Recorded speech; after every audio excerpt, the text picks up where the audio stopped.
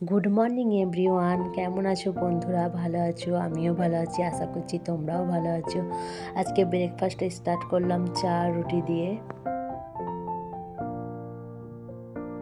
আর কি বলো তো, ব্রেকফাস্ট তো কমপ্লিট হয়ে গেল। ভাবলাম কিচেনে গিয়ে একটু সব কিছুটা নোংরা পড়ে গেছিলো, তো ভাবলাম একটু ক্লিন করে নিই।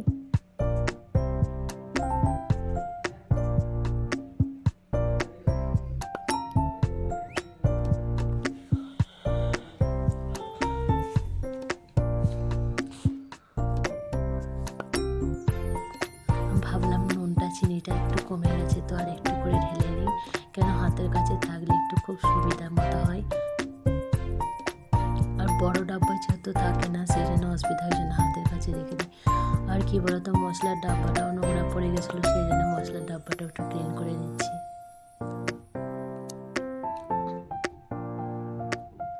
আর আগের দিনের ভিডিওতে কমেন্ট করেছে রুবিনা বেগম, তো দিদিভাই তোমার বাচ্চাদের স্কুলটা খুব সুন্দর লাগলো। আর কি বলতো, মশলা থাকা সত্ত্বেও আমি একটু ভিম জল দিয়ে ওপরটা হালকা হালকা করে ঘষে ঘষে ক্লিন করে নিলাম। দেখো, তারপর মুছে নিচ্ছি, কত সুন্দর পরিষ্কার হয়ে গেছে। পারলে তোমরাও করতে পারো, তোমরা কেউ করো কি আমি জানি না, যদি করে থাকো দেখবে তোমাদেরও ভালোই হবে।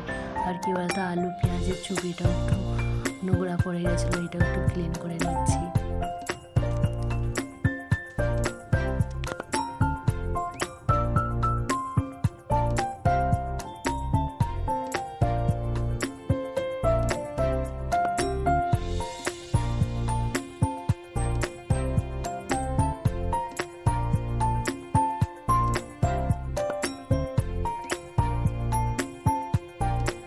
কি বলতো, আগের দিনে বাজার থেকে কাঁচা লঙ্কা লেবু কিনে নিয়ে আসা হয়েছিল, তো ভাবলাম অনেকটা কাঁচা লঙ্কা লেবু নিয়ে এসেছে, তো একটু আচার করে নেবো।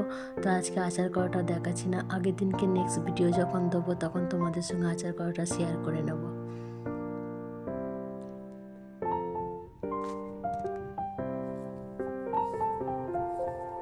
আর লঙ্কাগুলো খুব সুন্দর ছিল।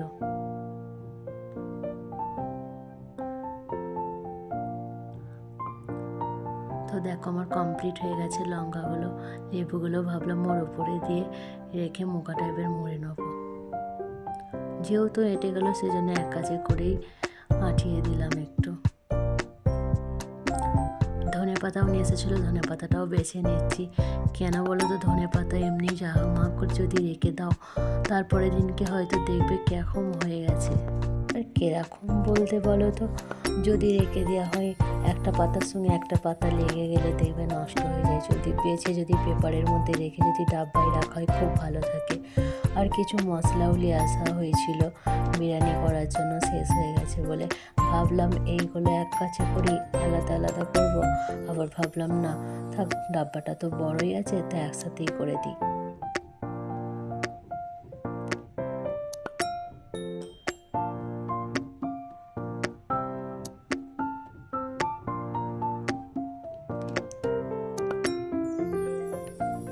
তো চুবড়িটা শুকিয়ে গেছে বলে পেঁয়াজগুলো আলুগুলো তুলে নিচ্ছি।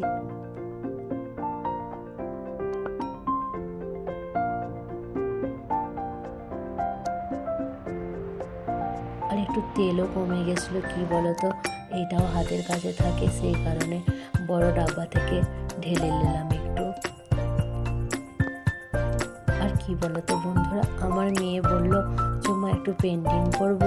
আমি বললাম না, করো না, তাও শুনলো না। আমি বললাম তাহলে যাও, আন্টিকে যে জিজ্ঞাসা করেছো, যদি করতে দেয় তাহলে করবে।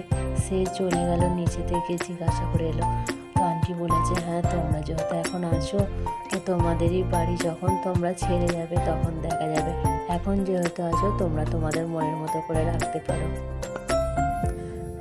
দেখো কত সুন্দর হয়েছে, তোমাদের যদি ভালো লাগে কমেন্ট বক্সে জানাবে।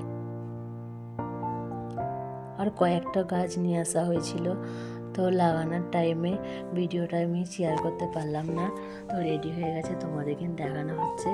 যদি ভালো লেগে থাকে তো বন্ধুরা একটা লাইক করে দেবে।